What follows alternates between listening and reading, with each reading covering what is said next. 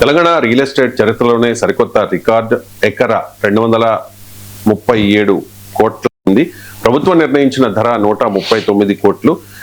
కానీ 6.29 ఎకరాలకు 1490 కోట్ల రూపాయల ధర పలికింది. సార్, దేశంలోనే హైయెస్ట్ అనుకుంటా ఇది. దేశంలోనే హాటెస్ట్ రియల్ ఎస్టేట్ ప్లేస్ గా హైదరాబాద్. ఎందుకు ఇంత క్రేజ్ సార్? అంటే ఒకటి, మనకు మన దేశ ఎకానమీలో రియల్ ఎస్టేట్ సెక్టార్ కున్న సిగ్నిఫికెన్స్ మనకు అర్థం కావాల్సింది. ఇది ఒక్క హైదరాబాదే కాదు, దేశం అంతటా కూడా రియల్ ఎస్టేట్ సెక్టార్ కున్న సిగ్నిఫికెన్స్. ఇప్పుడు మన ఇండియా జీడిపిలో 7 to 9% రియల్ ఎస్టేట్ రంగమే. 7 to 9%. ఇది 2047 వరకు 18% చేరుకుంటుందని అంచనా. So it's a massive expansion. ఇందులో 93 మిలియన్ హౌసెస్ డిమాండ్ ఉంటుంది అని ఎకనామిక్ సర్వే 2024-25 పేర్కొంది. సో హౌసింగ్ డిమాండ్ అనేది భారతదేశ వ్యాప్తంగా పెరుగుతోంది. దీనికి అనేక ఫ్యాక్టర్స్ ఉన్నాయి. అవి హైదరాబాద్కైనా వర్తిస్తాయి, మిగతా దేశం అంతటా ఉన్న రియల్ ఎస్టేట్ కైనా వర్తిస్తాయి. హైదరాబాద్కు వర్తించేటువంటి స్పెసిఫిక్ ఫ్యాక్టర్స్ ఉన్నాయి. ఓవరాల్ ఇండియన్ రియల్ ఎస్టేట్ మార్కెట్కు వర్తించేటువంటి ఫ్యాక్టర్స్ హైదరాబాద్ కూడా వర్తిస్తాయి. ఈ కాంబినేషన్ ఆఫ్ నేషనల్ ఎకానమీలో రియల్ ఎస్టేట్ రంగానికి అనుకూలంగా ఉన్న అంశాలు, అలాగే హైదరాబాద్ రియల్ ఎస్టేట్కు ఉన్న ప్రత్యేకతల వల్ల ఇవాళ ఈ స్థాయిలో భూమి కనబడుతుంది. సో ఈ ఛాలెంజెస్ ఉండొచ్చు, లేవని అంటలేను. సో ఇందులో అంటే మనము రియల్ ఎస్టేట్ రంగంలో ఇండియన్ ఎకానమీలో ఉన్న ట్రెండ్స్, ప్రపంచవ్యాప్త పరిణామాల ట్రెండ్స్తో లింక్ చేసి చూస్తేనే అర్థమవుతుంది. ఇదేదో కాలక్షేపానికి రియల్ ఎస్టేట్ పెరగదు. మొదటిది ఏంటంటే ఇండియాస్ డెమోగ్రఫిక్ క్యారెక్టర్. దేశంలోనైనా హైదరాబాద్లోనైనా యంగర్ జనరేషన్ అనేది గణనీయంగా ఉన్న దేశం అనేది. ఇప్పుడు ఉదాహరణకు 25 years లోపల సిగ్నిఫికెంట్గా ఉంటారు ఇండియన్ పాపులేషన్లో. మీకు 62% ఆఫ్ ఇండియన్ పాపులేషన్ వర్కింగ్ ఏజ్లో ఉంటారు. సో ఈ సిగ్నిఫికెంట్ యంగర్ పాపులేషన్ అంటే ఆటోమేటిక్గా ఏమవుతుంది, దే నీడ్ హౌసెస్. ఇప్పుడు మీకు ఓల్డ్ ఏజ్ పీపుల్ ఉంటే ఇల్లు కొన్న వాళ్ళంటే వాళ్ళు కొత్తగా ఇల్లు కొనేది ఏమి ఉండదు. ఇక్కడ వాళ్ళు వర్కింగ్ ఏజ్లో లేరు, వాళ్ళకి నెసెసిటీ లేదు, ఓపిక ఉండదు. 70 ఏళ్ళ వయసులో కొత్త ఇల్లు కట్టుకోవాలన్న కోరిక ఉంటుంది. అదే 25 ఏళ్ళ వయసులో కొత్త ఇల్లు కట్టుకోవాలన్న కోరిక ఉంటుంది, అవసరం ఉంటుంది. అందువల్ల demographic character of Indian society with a large young youth and child population ఉన్న దేశం అనేది. అందువల్ల వీరు భవిష్యత్తులో వీరందరికీ కూడా మీకు అనివార్యంగా హౌసింగ్ కావాల్సిందే. సో హౌసింగ్ వారి అవసరాలు, గూడ్స్, సర్వీసెస్, ఈ రంగం ఎక్స్పాండ్ అవుతున్న కొద్ది కమర్షియల్ రియల్ ఎస్టేట్, ఇవన్నీ ఇంటర్లింక్. అందువల్ల మొదటిది demographic character of Indian society అంటే లార్జ్ యంగ్ పాపులేషన్. ఇప్పుడు మనమే ఉన్నాం ఇంట్లో, మేము ఇల్లు కట్టుకున్నాను. నేను ఇల్లు కట్టుకున్న తర్వాత ఇలా నా కొడుకు ఇల్లు కొనుక్కున్నాడు, రేపో మాపో నా కూతురుకు ఇల్లు కొనుక్కుంటుంది. సో ఇలా మన ఫ్యామిలీ డెమోగ్రఫీ యంగర్ జనరేషన్ కాస్త జాబ్లో సెటిల్ అవుతున్న కొద్దీ వారు ఇల్లు కొంటూనే ఉంటారు. సో అందువల్ల రియల్ ఎస్టేట్కు డిమాండ్ అనివార్యంగా పెరుగుతుంది, డెమోగ్రఫిక్ క్యారెక్టర్ది. రెండోది ఏంటంటే మన ఫ్యామిలీ స్ట్రక్చర్లో వస్తున్న మార్పులు, మన సోషల్ స్ట్రక్చర్లో వస్తున్న మార్పులు. అంటే ఒకప్పుడు మనది యూనిటరీ ఫ్యామిలీ, అందరూ కలిసి ఒకే ఇంట్లో ఉండేవాళ్ళు, పెద్ద ఇంట్లో. సో అందువల్ల ఆ రోజుల్లో రియల్ ఎస్టేట్ స్కోప్ అందరూ కలిసి ఒక చోట నాకు రియల్ ఎస్టేట్ ఎక్కడిగా. సో కానీ ఇండియన్ ఫ్యామిలీ స్ట్రక్చర్ ఇది moving from unitary to nuclear to atomic families. అంటే మీకు ఉమ్మడి కుటుంబం నుంచి భార్యాభర్తలు, ఇప్పుడు భార్య దగ్గర ఉద్యోగం, భర్త దగ్గర ఉద్యోగం, పిల్లలు చదువు కొరకు భర్త చోట భార్య చోట ఉండే వాళ్ళు ఎంతమంది ఉన్నారు మీకు? ఇప్పుడు బ్యాంక్ ఎంప్లాయీ ఉంటాడు, బ్యాంక్ ఎంప్లాయీకి ఒక చోట ట్రాన్స్ఫర్ అవడంతోనే ఫ్యామిలీని మూవ్ చేయలేదు, ఎందుకంటే పిల్లల చదువు ఉంటుంది. వాళ్ళు ఏం చేస్తారు, ఒక చోట వాళ్ళు కూడా ఒక రూమ్ తీసుకొని వాళ్ళు అక్కడ ఉంటూ ఇక్కడ పిల్లలు ఉంటారు. ఇలా unitary to joint to unitary to even nuclear to atomic ఫ్యామిలీస్గా మారిపోతుంది. ఇది సెకండ్ ఫ్యాక్టర్. థర్డ్ ఫ్యాక్టర్ ఏంటంటే ఇన్వెస్ట్మెంట్ డిమాండ్ పెరుగుతున్నారు. అంటే కాస్త డబ్బులు ఎక్కువ ఉన్న వాళ్ళు ఏం చేస్తున్నారంటే వాళ్ళకు కావాల్సిన ఒక ఇల్లు కొనడం కాకుండా 2 ఇళ్ళు 3 ఇళ్ళు కూడా కొంటున్నారు. మీరు అందుకే మల్టిపుల్ హౌసెస్ ఉన్న కుటుంబాలు పెరుగుతున్నాయి, మీరు గమనించండి. అంటే మీకు అంతకుముందు జీవిత కాలంలో ఇల్లు కొనుక్కుంటే హైయెస్ట్గా, కానీ ఇప్పుడు అలా ఉండడం లేదు. జీవిత కాలంలోనే 3-4 ఇల్లు కొనుక్కుంటున్నారు. అంటే ఒక ఇంటి నుంచి మరో ఇంటికి షిఫ్ట్ అవుతున్నారు. వాళ్ళ ఎకనామిక్ మొబిలిటీ వల్ల సోషల్ మొబిలిటీ పెరుగుతుంది. అంటే ఒకప్పుడు ఎకనామిక్ మొబిలిటీ అనుకోండి, నేనే ఉన్నాను, నేను అసిస్టెంట్ ప్రొఫెసర్గా ఉన్నప్పుడు సింగిల్ బెడ్రూమ్లో ఉన్నాను. అసోసియేట్ ప్రొఫెసర్ అయినాక 2 బెడ్రూమ్ కొనుక్కున్నాను. తర్వాత నేను ప్రొఫెసర్ అయ్యాక 3 బెడ్రూమ్ హౌస్, మధ్యలో ఇండిపెండెంట్ హౌస్ కట్టుకున్నాను, దూరాన్ని ఎక్కడో కాస్త తక్కువగా ఉంటుంది కదా అని. అక్కడ నుంచి నేను ఈ టీవీ భూమి వచ్చి ఎమ్మెల్సీ అయ్యి నా యాక్టివిటీ పెరిగాక అక్కడ నుంచి సిటీ మధ్యలో 3 బెడ్రూమ్ కొనుక్కున్నాను. పిల్లలు పెరిగారు, పెళ్ళిళ్ళు అయ్యాయి, నేను యూట్యూబ్ ఛానల్ పెట్టుకున్నాను, ఇప్పుడు 4 బెడ్రూమ్కి వచ్చాను నేను. సో ఇలా మనిషి ఎకనామిక్ మొబిలిటీ నుంచి సోషల్ మొబిలిటీ అవుతూ ఉంటుంది. సో ఈ సోషల్ మొబిలిటీ వల్ల తనే ఒక చిన్నింటి నుంచి పెద్దింటికి మారుతూ రియల్ ఎస్టేట్ డిమాండ్ క్రియేట్ చేస్తాడు. అలాగే మల్టిపుల్ హౌసెస్, నా డబ్బులు ఉన్నాయి, ఇంకెక్కడన్నా ఇన్వెస్ట్ చేసే కన్నా ఇంకో అపార్ట్మెంట్ కొనుక్కుంటే రెంట్ వస్తుంది అనే ఒక రెంటల్ పర్పసెస్ ఇల్లు కొనే వాళ్ళు చాలా పెరిగారు. సో దీన్ని మల్టిపుల్ హౌసెస్ అంటారు.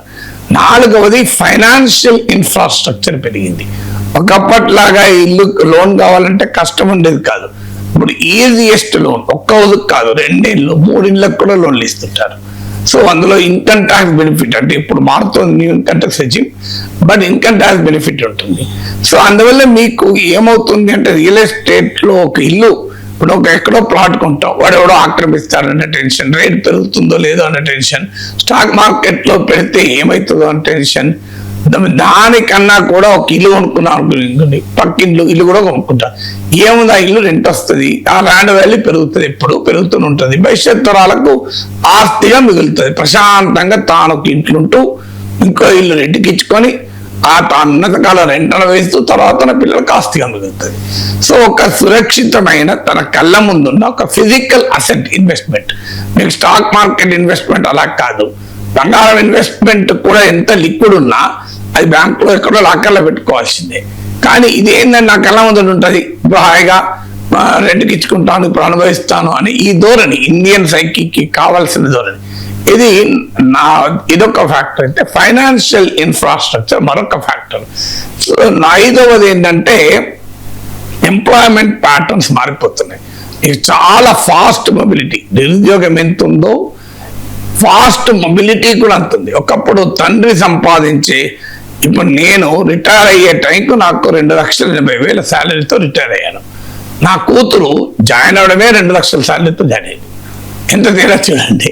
నేను రిటైర్ 1988లో జాబ్లో చేరితే నేను 2023లో రిటైర్ అయ్యే టైంకు ఆఫ్టర్ 35 years ఆఫ్ సర్వీస్ తర్వాత నేను I have just could reach 2,80,000.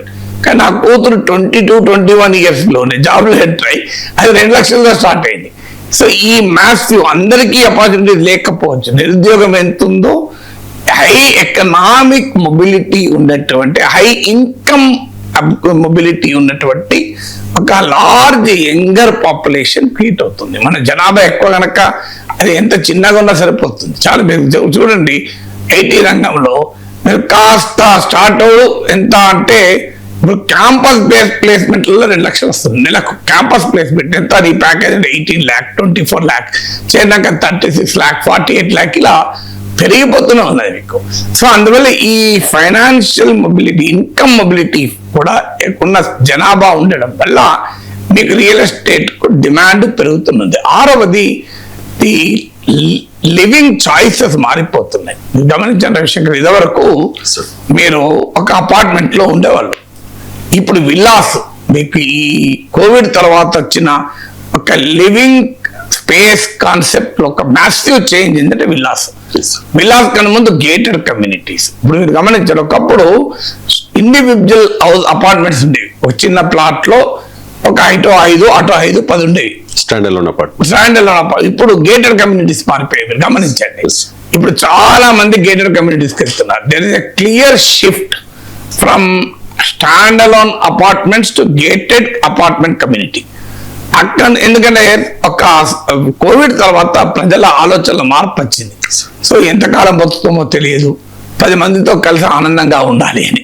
So అందువల్ల ఒక అపార్ట్మెంట్ కాంప్లెక్స్ అనుకోండి, 5, 6, 10 టవర్లు ఉంటాయి. సో మా అపార్ట్మెంట్ కాంప్లెక్స్లే 500 ఇళ్ళు ఉంటాయి. సో అందరం కలిసి పండుగలు జరుపుకుంటాం, అందరం కలిసి కార్యక్రమాలు జరుపుకుంటాం. ఒక మాదో life we live in our own world అన్నట్టు. సో ఇలా మీకు అంటే హ్యూమన్ లివింగ్ చాయిసెస్ మారిపోతుంది. అక్కడ నుంచి విల్లాస్ కల్చర్ వచ్చింది, ప్రశాంతంగా ఒక్కరుంటాను. తర్వాత అవుట్స్కర్ట్స్ లో ఉండాలన్న కోరిక ఈ మధ్య కాలంలో భారీగా పెరిగింది జనంలో.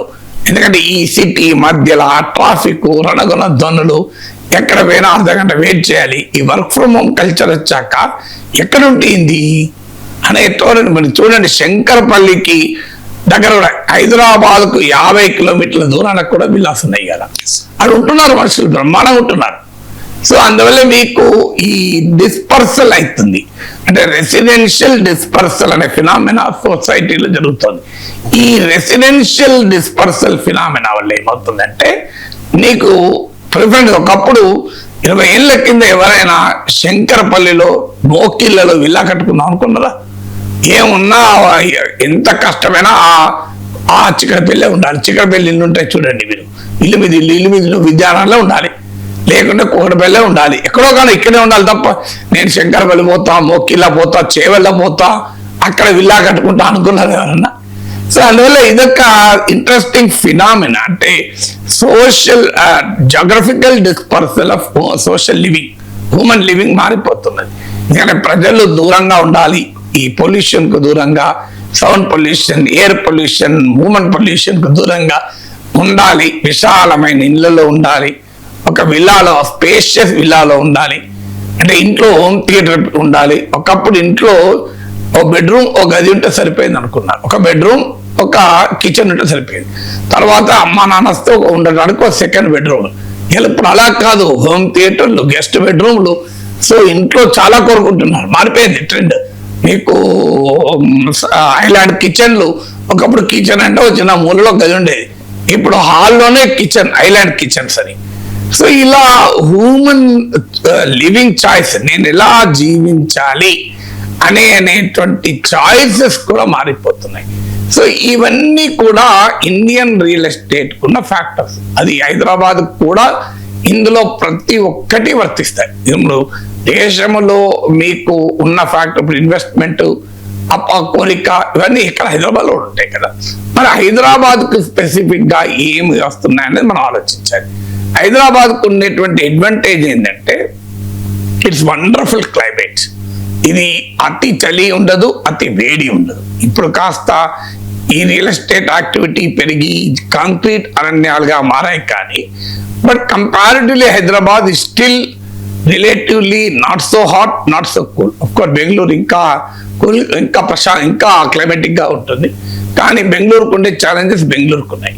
సో హైదరాబాద్ ఉన్న first advantage it's climate, it's water, it's air, it's life. ఇక్కడ క్లైమేట్ మీకు వరద ప్రమాదం లేదు, ఏ డిజాస్టర్ భయం లేదు, తుఫాన్లు వస్తాయన్న భయం లేదు. ఎర్త్ కేక్స్ అంటే దేశంలో ఎక్కడైనా రావచ్చు, ఎర్త్ కేక్లు కూడా వచ్చిన చరిత్ర ఏమీ లేదు హైదరాబాద్కు. So there is absolutely no fear, no flood, no cyclone, nothing. Humidity ఉండదు ఇక్కడ. మీకు కొన్ని సిటీలో, సీషోర్ సిటీస్ లో మీకు హ్యూమిడిటీ ప్రాబ్లం ఉంటుంది. సో ఇక్కడ క్లైమేట్ అనేది హైదరాబాద్కున్న వరం. రెండవది ఇక్కడున్న కాస్మోపాలిటికల్ కల్చర్. మీకు నేను ఈ మధ్య అర్బన్ కంపెనీ అతను వస్తే నాకు అతను నీ పేరేంటి అని అడిగాను. అంటే హెన్ మున్ లున్ అన్నాడు. ఇదేంటే హెన్ మున్ లున్ ఏంటి అన్నా. నేను I'm from Manipur, I'm a Kuki community అని చెప్పేశాడు. అరే నువ్వు ఎక్కడ మణిపూర్ కొండల నుంచి కుకీ ఇక్కడికి ఎందుకు వచ్చాడు? దిస్ ఈజ్ అ ఫైన్, వాళ్ళకి ఇంగ్లీష్ బాగా నార్త్ ఈస్ట్ వాళ్ళు, this is the finest city in India sir, absolutely nobody will bother. మీకు ఢిల్లీకి వెళ్తే రేషియల్ హేట్రేడ్ ఉంటుంది, మమ్మల్ని చైనీస్ అని చూస్తుంటారు. ఈ హైదరాబాద్ లో మమ్మల్ని ఎవడు పట్టించుకోడు, కోంకిస్కా అంటాడు. ఇక్కడ లైటర్ వేన్, ఎవరు ఏ పనన్నా చేసుకోవచ్చు. సో ఇప్పుడు అంత ఇక్కడ చూడండి మీరు, ఇరానియన్స్ ఉంటారు, ఇరానియన్ డిసెంట్, అరబ్ డిసెంట్ ఉంటారు, మీకు Malayalis, Tamilians, north Indians, Punjabis, Bengalis. Tell me which ethnic group is not there in Hyderabad. మళ్ళీ ఎక్కడా ఒకరి మీద ఒకరికి ఏముండదు. ఇద్దరు హిందువులు కనబడితే క్యా కిదర్ జారే అనుకుంటే ఉర్దూలో మాట్లాడుకుంటారు. సో మీకు ఆ గంగా జమున తహసీమ్ అంటారే. So this is the beauty of Hyderabad. మీకు ఎక్కడా కూడా ఈ రేషియల్ హెట్రేజ్ ఉండదు. సో ఇది సెకండ్ ఫ్యాక్టర్. థర్డ్ ఫ్యాక్టర్ ఏంటంటే కనెక్టివిటీ. మీకు అంతర్జాతీయ స్థాయి కనెక్టివిటీ ఉన్నటువంటి నగరం ఇది. మీకు రాజీవ్ గాంధీ ఇంటర్నేషనల్ ఎయిర్పోర్ట్ ఉంది, మీకు ఇంటర్నేషనల్ ఎయిర్పోర్ట్ ఉంది, ఔటర్ రింగ్ రోడ్ ఉంది, మెట్రో ఉంది. ఆ wonderful combination of 3 things. Unfortunately MMTS weekend చేశారు. అది కూడా చాలా ఉండుంటే ఇంకా cheaper mode of transport. So మీకు ఇదొక మేజర్ అడ్వాంటేజ్. ఇప్పుడు మెట్రో, ఎయిర్పోర్ట్, మీకు ఔటర్ రింగ్ రోడ్, ఈ 3 మీరు ఒకప్పటి లైఫ్ చూడండి. ఔటర్ రింగ్ రోడ్ ఎంత ఆనందం వేస్తుందో మీకు. హాయిగా ఔటర్ రింగ్ రోడ్ ఎక్కేస్తే కొంత కిలోమీటర్లు పెరగచ్చేమో, కానీ ఏ డిస్టర్బెన్స్ లేకుండా ఇప్పుడు మేము వరంగల్ పోయినప్పుడు, విజయవాడ పోయినప్పుడు ఆనందపడుతుంటాం. డైరెక్ట్గా వెళ్ళి గట్కేశ్వర దగ్గర పడతాం. మీకు ఎంత డైరెక్ట్ వెళ్ళి అబ్దుల్లాపూర్ మెడ దగ్గర పడతాం. ఇక నీకు ఏ ట్రాఫిక్ తలపు లేదు. సో ఇంత వండర్ఫుల్ ఇన్ కనెక్టివిటీ ఉండడం అనేది హైదరాబాద్కున్న ప్రత్యేకత. సో 4వది ఏంటంటే ఇక్కడ పొలిటికల్ పాలసీ స్టెబిలిటీ ఉంది.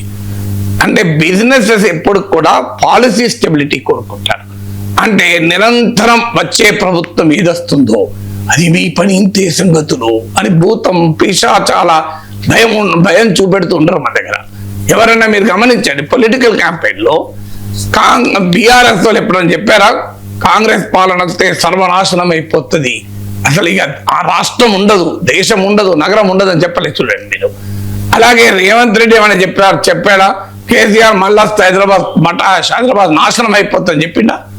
ఎవ్వరు చెప్పరు. ఇక్కడ మీరు గమనించండి, తెలంగాణ రాజకీయాల్లో ఈజ్ డిఫరెంట్. ఇక్కడ the fear of future governments create చేయరు for political purposes.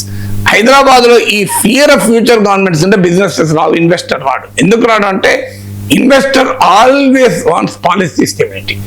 Next government వచ్చి నన్ను ఏదో చేస్తుంది అని భయం ఉంటే రాడు.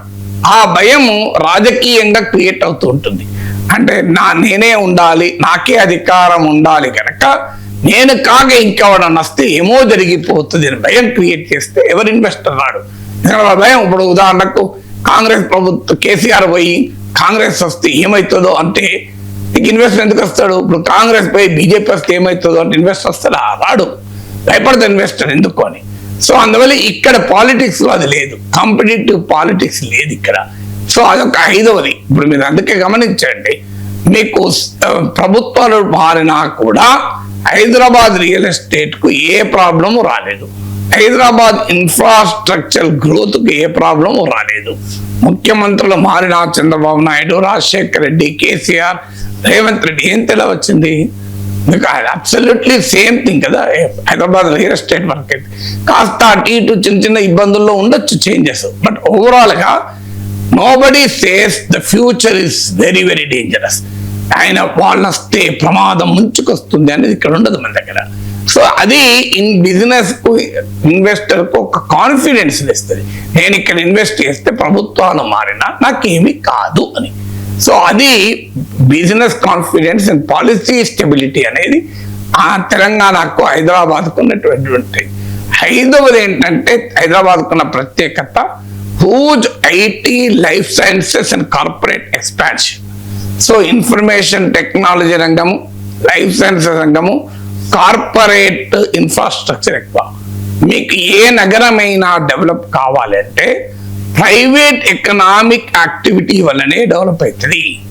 ఒకవేళ పబ్లిక్ ఎకనామిక్ యాక్టివిటీ ఉన్నా అది ఇండస్ట్రియల్ యాక్టివిటీ ఉంటే డెవలప్ అవుతుంది. ఇప్పుడు మీరు హైదరాబాద్లో కూడా పబ్లిక్ సెక్టర్ ఏంటి? ఏది బ్యాంక్ ఆఫీసులు, LIC ఆఫీసులు, ప్రభుత్వ కార్యాలయాలు, ఎమ్మెల్యేలు, ఎంపీల ఇళ్లతో హైదరాబాద్ డెవలప్ కాలేదు. హైదరాబాద్ దేంతో డెవలప్ అయింది? BHEL.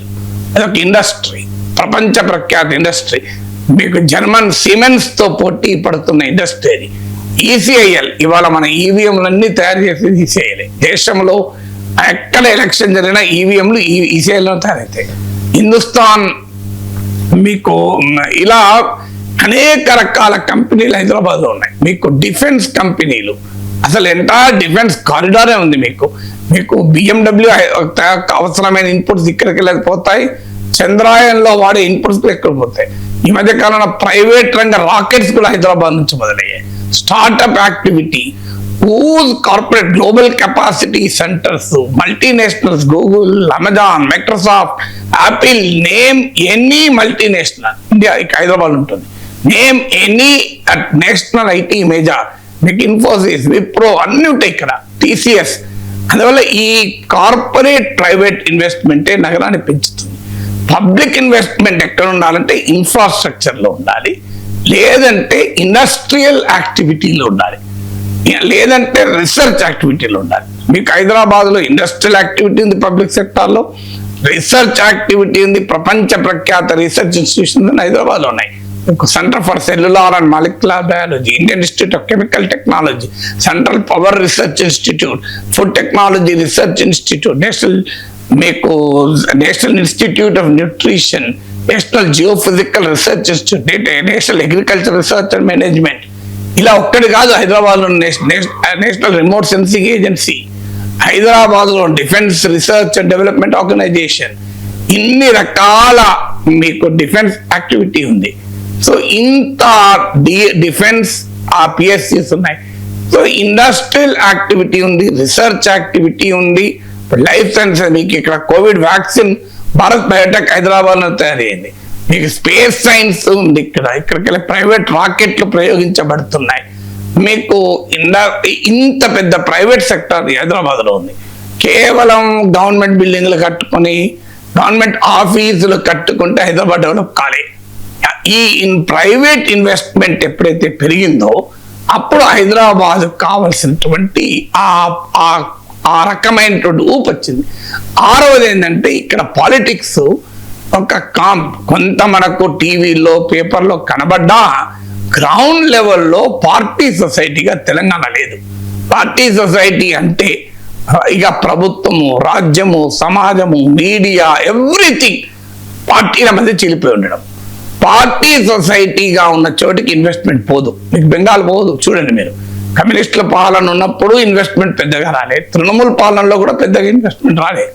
ఎందుకు రాలేదు అంటే పార్టీ సొసైటీ ఉంటే నిరంతరమైన ఫియర్ ఉంటుంది. ఎవడు ఏమవుతుందో సమాజంలో fear, crisis, rule of law ఉంటుందా లేదా అన్న అనుమానాలు ఉంటే ఇన్వెస్టర్ రాడు. హైదరాబాద్లో ఈ ప్రాబ్లమ్స్ లేవు. మీరు ఎక్కడా కూడా హైదరాబాద్లో పొలిటీషియన్లు కొట్టుకున్నది టీవీ ఛానళ్ళకే పరిమితం. టీవీ కెమెరాల మైకుల ముందే ఎవరినోడు తిట్టుకుంటారు తప్ప ఫీల్డ్ లెవెల్లో మళ్ళీ రాజకీయ నాయకులు మధ్య రిలేషన్ డిఫరెంట్గా ఉంటుంది. హైదరాబాద్ తెలంగాణ కాంగ్రెస్, తెలంగాణ టీఆర్ఎస్ తిట్టుకుంటారు. మళ్ళీ బయటకు వచ్చినాక ఏం చేస్తున్నారో దానా ఏం సంగతి అనుకుంటూ పోతారు. సో ఆ కార్డియాలిటీ, పొలిటికల్ కార్డియాలిటీ ఉంటుంది. పైన కొద్దిగా పొలిటికల్ గందరగోళం ఉన్న క్షేత్రస్థాయిలో రాజకీయ పార్టీలు ఒక శత్రు శిబిరాలుగా అటు కౌరవులు, ఇటు పాండవులు, అక్షౌహిందుల సైన్యంలా కొట్టుకోరు ఇక్కడ. సో అదొక అడ్వాంటేజ్. క్షేత్రస్థాయిలో మీరు ఏ ఊరికని వెళ్ళండి, బ్రహ్మాండంగా కాంగ్రెస్ నాయకులు, బీఆర్ఎస్ నాయకులు, బీజేపీ నాయకులు కలిసి ఉంటారు. ఎక్కడ కొట్టుకుంటూ వీడింటికి ఇక వాళ్ళద్దు, వాడింటికి ఆ కాకి వాళ్ళద్దు అంటూ ఉండదు. సో ఈ సొసైటీలో ఈ క్యావోస్ లేకపోవడం, ఈ ఫియర్ లేకపోవడం, పార్టీ సొసైటీగా తెలంగాణ మారకపోవడం వల్ల వచ్చినటువంటి అడ్వాంటేజ్. ఇక్కడ వచ్చే ఎంప్లాయ్మెంట్కి వచ్చే వారు కూడా ప్రశాంతంగా ఉంటాను నేను. Reasonably quality of life better. మీకు అఫోర్డబిలిటీ ఎక్కువ. మీకు ఇప్పటికీ బెంగళూరు రియల్ ఎస్టేట్తో పోలిస్తే, బాంబే రియల్ ఎస్టేట్తో, చెన్నై రియల్ ఎస్టేట్తో పోస్తే హైదరాబాద్ రియల్ ఎస్టేట్ ప్రైసెస్ మనకు చాలా ఎక్కువ కనబడతాయి. కానీ value for money still Hyderabad real estate is value for money. అంటే మీకు అబ్నార్మల్ ప్రైసింగ్ లేదు ఇక్కడ. అంటే అబ్నార్మల్ ప్రైసింగ్ లేదంటే ఒక మధ్యతరగతి ఇల్లు ఈజీ ఉన్నదని అంటలేదు, అది వేరే చెప్తాను. కానీ అబ్నార్మల్ ప్రైసింగ్ ఏంటంటే ఒక భూమి లేదు, మీకు ఒక అన్అఫోర్డబుల్ లెవెల్కి పోలేదు, ఒక సెక్షన్కి still affordable. So relative pricing మీరు ఒక same piece of real estate Hyderabad చూడండి, బాంబే చూడండి, బెంగళూరు చూడండి, చెన్నై చూడండి, Hyderabad is far better, far affordable. So quality of life, pollution కూడా రిలేటివ్లీ తక్కువ. ఢిల్లీ గుర్గావ్ ఉంది, గుర్గావ్ ఇంత పెద్ద కమర్షియల్ సిటీ కానీ భరించలేని పొల్యూషన్ గుర్గావ్లో. సో మీకు హైదరాబాద్కి వచ్చే వరకు ఏంటంటే మీకు ఒక relative comfort, quality of life బెటర్గా ఉంటుంది, పీస్ఫుల్గా ఉంటుంది, సోషల్ టెన్షన్స్ లేదు, ఏ గోల లేదు. సో అందువల్ల ఈ క్వాలిటీ ఆఫ్ లైఫ్ ఉండే అష్యూరెన్స్ కూడా హైదరాబాద్కు ఉన్న ఎక్కువ. తర్వాత ఇప్పుడు కూడా జాబ్ ఆపర్చునిటీ, రియల్ ఎస్టేట్ అంటే ఏంటి శంకర్, నీకు ఉద్యోగాలు ఉంటే ప్రజలు వస్తారు, ప్రజలు వస్తే ఇల్లు కావాలి, అంతే కదా. ప్రజలే లేకపోతే ఇల్లు ఉండదు కదా.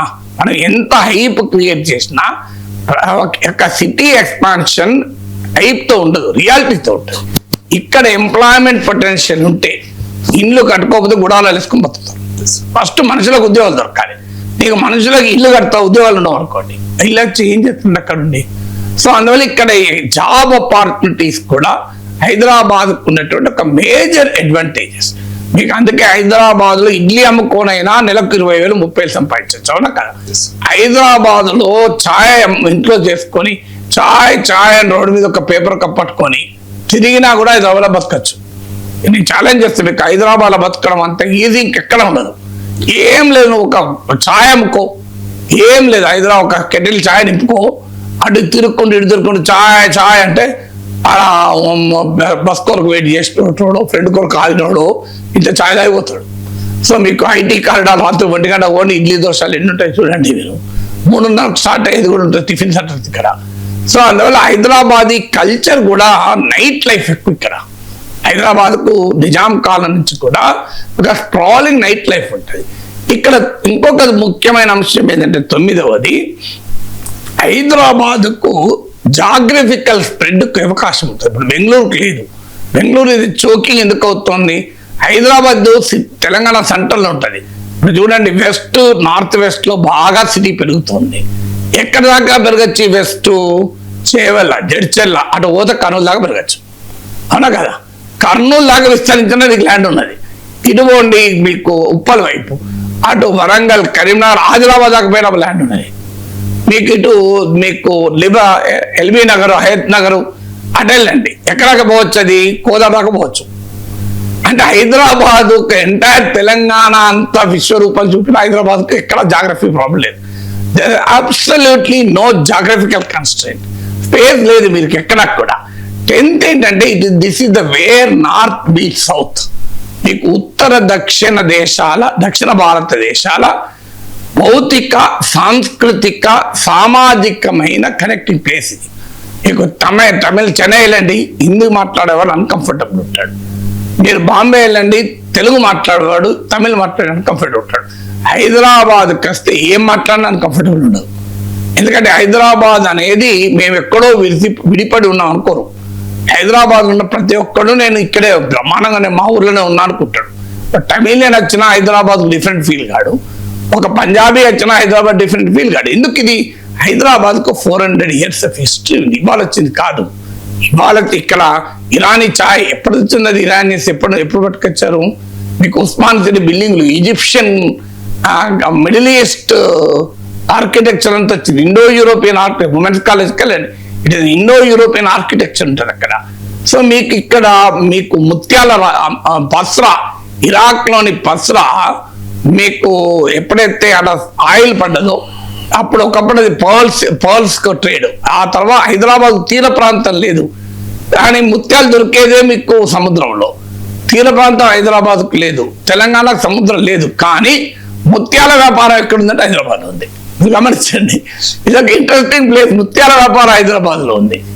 మీకు యురేనియం లేదు, కానీ న్యూక్లియర్ ఫ్యూయల్ కాంప్లెక్స్ ఉంటుంది. ఇది హైదరాబాద్కు ఉండే చాలా విస్తృతమైన ప్రత్యేకత. ఇవాళ కాదు, 400 years కింద నుంచి చరిత్రది. హైదరాబాద్ బిర్యానీ ఇప్పుడు కాదు, మొఘలాయి సాంప్రదాయాల నుంచి వచ్చింది అది. It is a fusion of the Mughal and Deccan food habits. అది చాలా మంది తెలియదు. అది హైదరాబాద్ బిర్యానీ ఎట్లా అంటే మొఘల్స్ అండ్ డక్కన్స్ అంటే మొఘల్ ఆర్మీ కొరకు డక్కనీ షెఫ్లు తయారు చేసినటువంటి ఒక ఫ్యూజన్ అని. ఇవాళ అది ఇంటర్నేషనల్ బ్రాండ్ అయిపోయింది హైదరాబాద్ బిర్యానీ అనేది. సో హైదరాబాద్ బిర్యానీ అనేది ప్రపంచవ్యాప్త బిర్యానీ. మీకు నేను కాలిఫోర్నియా వెళ్తే ఒక ప్లేస్లో ఐ థింక్ ఫ్రీమౌంట్ అనుకుంటాను. ఆ ప్లేస్ లో ఒక ఇరానీ ఛాయ్ హోటల్ వచ్చింది. ఇరానీ ఛాయ్ సమోసా, ఇంకేం లేదు అలా. హైదరాబాద్ ఇరానీ ఛాయ్ సమోసా షాప్ పెడితే స్టార్ బక్స్ ఎగిరిపోయింది. స్టార్ బక్స్ కు పెద్ద కాంపిటీషన్.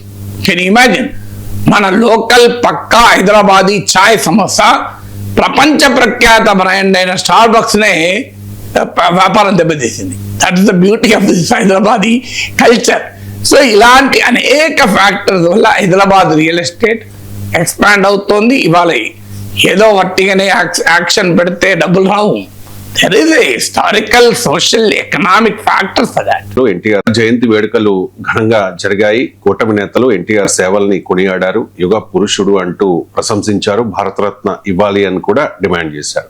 కూటమి నేతలు మాత్రమే కాదు, తెలంగాణ సీఎం కాంగ్రెస్ నేత రేవంత్ రెడ్డి కూడా ఎన్టీఆర్ సేవల్ని ప్రస్తావించారు, కొనియాడారు. ఎన్టీఆర్ ఒక స్ఫూర్తి, అంబేద్కర్, ఇందిరా, ఎన్టీఆర్ జాతిరత్నాలు, కుల మత ప్రాంతాలకు అతీతమైన నాయకుడు ఎన్టీఆర్ అంటూ రేవంత్ రెడ్డి ప్రశంసించిన పరిస్థితి. సరే, ఎన్టీ రామారావు ఒక ప్రత్యేకత ఏంటంటే, ఇప్పుడు చాలా మంది ఫిల్మ్ స్టార్స్ ఉన్నారు. అందరి సక్సెస్ రేట్ ఒకే రకంగా లేదు. మీరు గమనించండి. ఎందుకు ఆ డిఫరెన్స్ ఉంటుంది అంటే, మరి why did NTR create history? ఇప్పుడు ఎన్టీ రామారావు తర్వాత మన విజయ్, వాస్తవంగా విజయ్ కన్నా గొప్ప విక్టరీ ఎన్టీ రామారావుది. కంప్లీట్ మెజారిటీ వచ్చింది రిలేటివ్లీ తక్కువ పీరియడ్. విజయ్ పార్టీ పెట్టి 2 years అయింది. ఎన్టీ రామారావు పార్టీ పెట్టిన విత్ ఇన్ మంత్స్ లో వచ్చారు. అఫ్ కోర్స్ ఒక తేడా ఉంది, అప్పుడు ఇంత క్రౌడెడ్ పొలిటికల్ స్పేస్ లేదు. విజయ్ కి డిఎంకే ఏడీఎంకే 2 పార్టీలు బలంగా ఉన్న టైంలో పార్టీ పెట్టాడు. కానీ ఎన్టీ రామారావు పార్టీ పెట్టినప్పుడు కాంగ్రెస్ ఒక్కటే ఉండేది. పొలిటికల్ వాక్యూమ్ ఉండే క్లియర్ గా. ఇక్కడ పొలిటికల్ వాక్యూమ్ క్రియేట్ చేసుకోగలిగాడు విజయ్. తర్వాత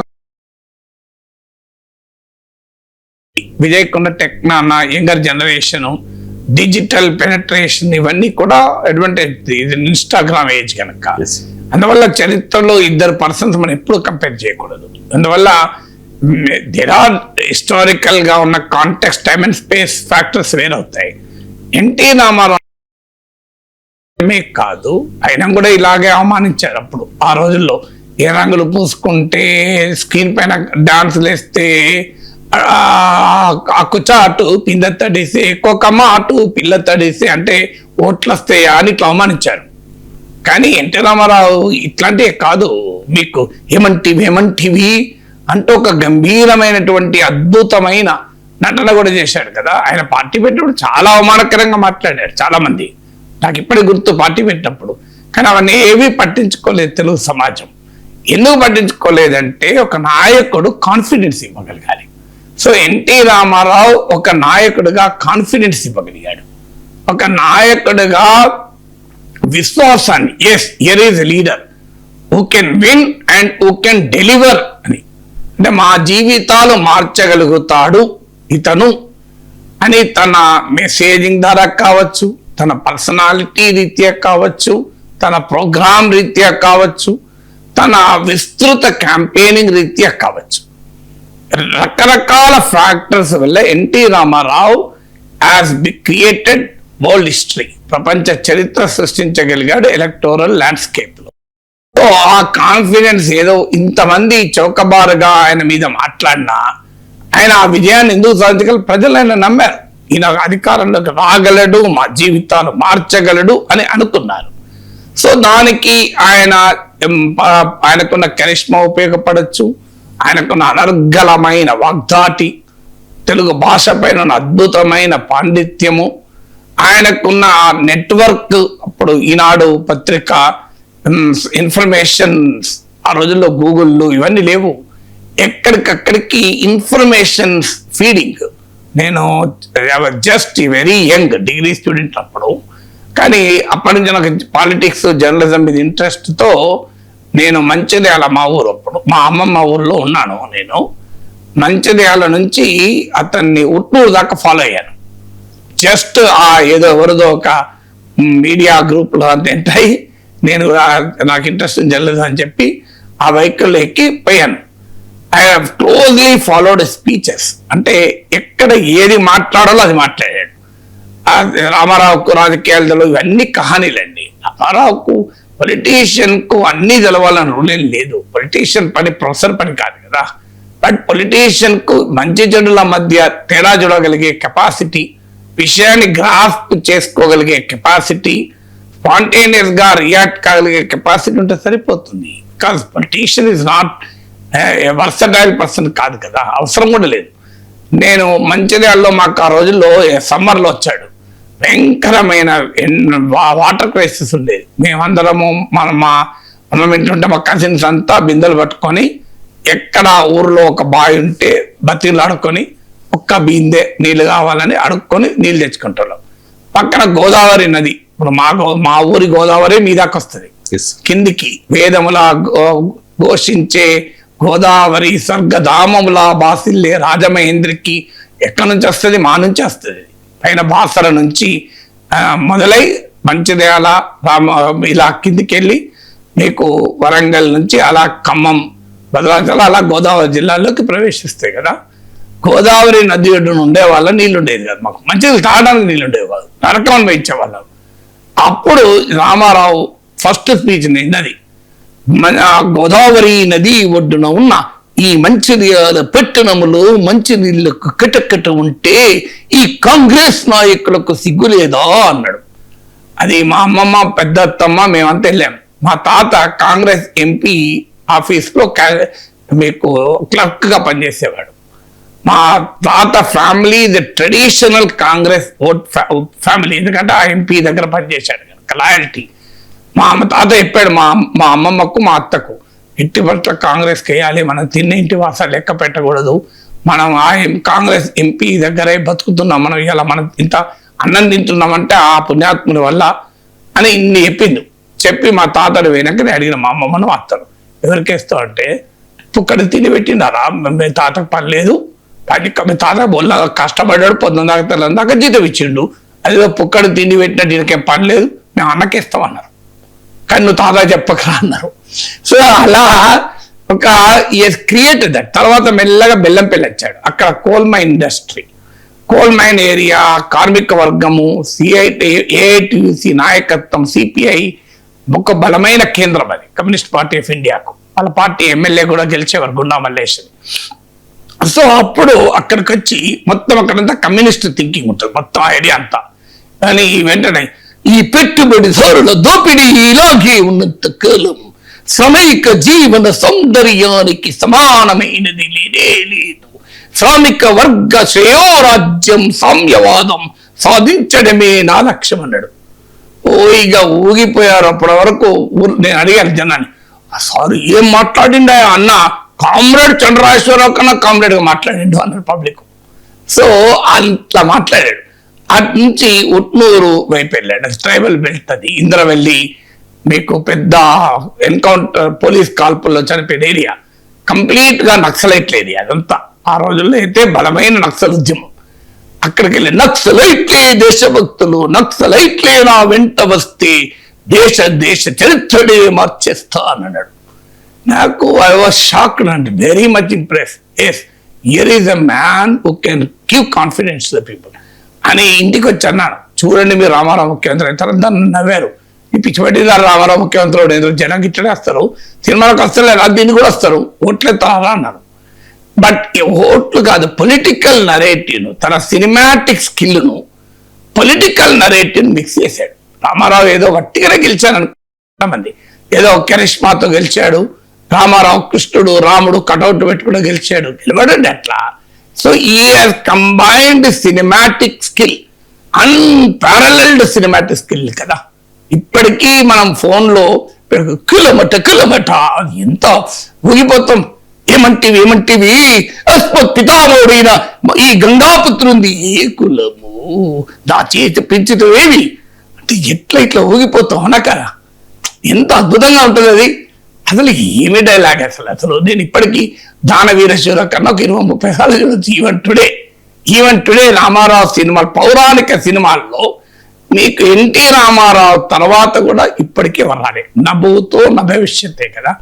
అంతటి మహానటుడు అయితే ఆ నటనతోనే గెలిచాడని కూడా పొరపాటు. మళ్ళీ ఆ సినిమాటిక్ కరిష్మాను, cinematic articulation, cinematic visualisation, cinematic dialogue డెలివరీని పొలిటికల్ నరేటివ్తో కలిపాడు.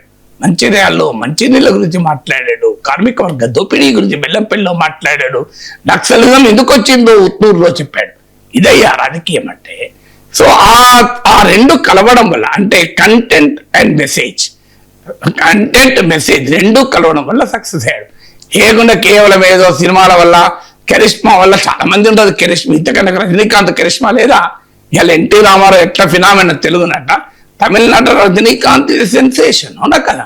మరి ఎందుకు కాలేదు? We cannot again compare. Ramarao Rajinikanth కూడా కంపేర్ చేయలేదు. హిస్టరీలో డిఫరెంట్. అమితాబ్ బచ్చన్ కాదా పాపులర్? అసలు హిందీ సినిమాలో ద టవరింగ్ పర్సనాలిటీ కదా. మరి అమితాబ్ బచ్చన్ ఎక్కడైనా ఎమ్మెల్యే అయిందా? సో అందువల్ల ఆ పొలిటికల్ నరేటివ్ను తన ఫిల్మీ పర్సనాలిటీని జోడించగలిగాడు. అది ఒక అద్భుతమైన నైపుణ్యం. సో అది పొలిటీషియన్ గా వచ్చినాక కూడా ఏం చేశాడు, అప్పుడు భారత రాజకీయాల్లో కాంగ్రెస్ పార్టీ ఏకఛత్రాధిపత్యాన్ని ప్రశ్నిస్తూ మిడ్-60s లో ప్రారంభమైనటువంటి కేంద్రీకృత ప్రజాస్వామ్యానికి వ్యతిరేకంగా సమాఖ్య రాజ్యం కొరకు, ఫెడరల్ స్ఫూర్తి కొరకు, రాజ్యాంగ పరిరక్షణ కొరకు, కేంద్ర రాష్ట్ర సంబంధాల పునర్వ్యవస్థీకరణ కొరకు ఒక పెద్ద పోరాటం జరుగుతున్న సమయం అది. ఆ పోరాటానికి నాయకత్వం ఇచ్చిన వాళ్ళు ఎన్టీ రామారావు గారు. మీకు ఈ సెంట్రల్ స్టేట్ రిలేషన్ రీస్ట్రక్చర్ కావటానికి అప్పుడు బెంగాల్ ముఖ్యమంత్రి జ్యోతి బసు, ఆంధ్రప్రదేశ్ ముఖ్యమంత్రి NT Ramarao, these are all towering leaders for restructuring federalism. అంటే రామారావుకు రాజకీయాలు తెలియకపోతే ఇండియన్ కాన్స్టిట్యూషనల్ ఎడిఫేస్ లో ఫెడరలిజాన్ని మరి పునఃస్థాపించడం కొరకు జరిగిన కృషిలో భాగస్వామి కాగలడా అట్లా? సో ఈ stood for linguistic identity, stood for regional identity, అంటే ఒక ప్రాంతీయ అస్తిత్వం కొరకు, ఒక లెజిటిమేట్ రీజనల్ ఆస్పిరేషన్స్ కు పెరోకియల్ మేనిఫెస్టేషన్స్, ఈ రెండింటి మధ్య తేడా చూడాలి. అంటే సంకుచితమైన ప్రాంతీయ ధోరణులకు, ధర్మబద్ధమైన న్యాయబద్ధమైన భాషా ప్రాంతీయ ఆకాంక్షలకు మధ్య తేడా ఉంటుంది. ఎన్టీ రామారావు సంకుచితమైన ప్రాంతీయ ధోరణులకు ఏనాడు ప్రతినిధి కాదు. ఒక అసలు సిసలు జాతీయవాది, అసలు శిష్యులు దేశభక్తుడు. కానీ అదే సమయంలో ఒక ప్రజాస్వామికయుతమైన, ధర్మబద్ధమైన, చట్టబద్ధమైన భాషా ప్రాంతీయ ఆకాంక్షలకు కూడా ఆయన ప్రతినిధి. అందువల్ల మీకు ఎప్పుడైతే ఆ రీజనల్ ప్రైడ్, ఆ లింగ్విస్టిక్ ప్రైడ్, ఢిల్లీకి పోతే మద్రాసి అనేటువంటి తెలుగు వారికి ఒక చిరునామాగా నిలిచాడు కదా. ఆ ఫెడరలిజానికి ఆయన చేసిన కంట్రిబ్యూషన్, అన్ఫార్చునేట్లీ ఇప్పటి ప్రాంతీయ పార్టీలు ఆ చారిత్రక పోరాటాన్ని మర్చిపోయి, మనం అందుకే అంటాడు మహనీయుల విగ్రహాలకు పూలదండలు వేస్తాం, ఆ వారు ప్రాతినిధ్యం వహించినటువంటి విలువలను రాళ్లతో కొడతామన్నాం. ఇవాళ మనం కేంద్రం పైన ఆ రకమైన విరోచిత పోరాటం కానీ, అసర్షన్ కానీ ఎక్కడైనా ఉందా? రామారావు చూపినటువంటి తెగువ. కేంద్రమే మిథ్య అన్నాడు. ఎంత గొప్ప మాట! ఒకటే అన్నాడు, సెంటర్ ఇస్ ఎ మిత్ అన్నాడు. అంటే రాష్ట్రాల ఆకాంక్షలు ఎంత బలంగా వినిపించాడో చూడండి. కేంద్రమే మిథ్య అన్నాడు. గవర్నర్ వ్యవస్థను తీసిపడేయండి అన్నాడు. ఇంత ధైర్యంగా భారతదేశంలో ఏ ప్రతిపక్ష నేత ఉన్నాడు చెప్పండి? కేంద్రం మిథ్య, మీకు కేంద్రము మిథ్య అన్న రామారావు అంటే ఇవాళ డబుల్ ఇంజన్ సర్కార్ సెలబ్రేట్ చేసుకుంటున్నాం కదా. డబుల్ ఇంజన్ సర్కార్ ఈజ్ యాంటీ ఫెడరల్ కదా, రామారావు స్ఫూర్తి విరుద్ధం. డబుల్ ఇంజన్ సర్కార్ ఏంటి? రాజ్యాంగంలో డబుల్ ఇంజన్ అవసరం లేదు. ఎవరి ఇంజన్ వాళ్ళదే. కేంద్రం ఇంజన్ కేంద్రమే, రాష్ట్రం ఇంజన్ రాష్ట్రమే. అసలు ఎంత ట్రాన్సిషన్ బాధేస్తుంది ఒక్కొక్కసారి. ఎన్టీ రామారావు కేంద్రమే మిథ్య అంటే కేంద్రంతో కలిసి ఉంటేనే నా రాష్ట్ర భవిష్యత్తు అనే డబుల్ ఇంజన్ రాజకీయాలకు వచ్చాం మనం. ఎంత తేడా చూడండి. సో గవర్నర్ వ్యవస్థనే తీసిపడేయండి అంటే ఇలా దేశవ్యాప్తంగా గవర్నర్లు అరాచకం సృష్టిస్తుంటే మాట్లాడలేని దుస్థితిలో ఎందుకున్నాం మనం? ఇది కదా క్వశ్చన్. రామారావు చూపినటువంటి బాట అది కాదు. ఇక థర్డ్ ఫ్యాక్టర్ వెల్ఫేరిజం. ఇవాళ అనేక రకాల సంక్షేమ పథకాలు కేవలం ఓట్ల కోసం, రాజకీయ నిబద్ధత లేకపోయినా, సైద్ధాంతిక నిబద్ధత లేకపోయినా, ఒక పరస్పర పోటీతో కూడిన సంక్షేమ పథకాలు, ఒక నిష్కల్మసమైన మనస్సుతో సంక్షేమ పథకాలు లేవు. ఇవాళ ప్రజలను ఓటర్లుగా చూసి ఒక ట్రాన్సాక్షనల్ రిలేషన్షిప్ కొరకు అంటే నేను నీకు ఇస్తాను పథకాలు, నువ్వు నాకు ఓటు. రామారావు పథకాలు అవి కావు.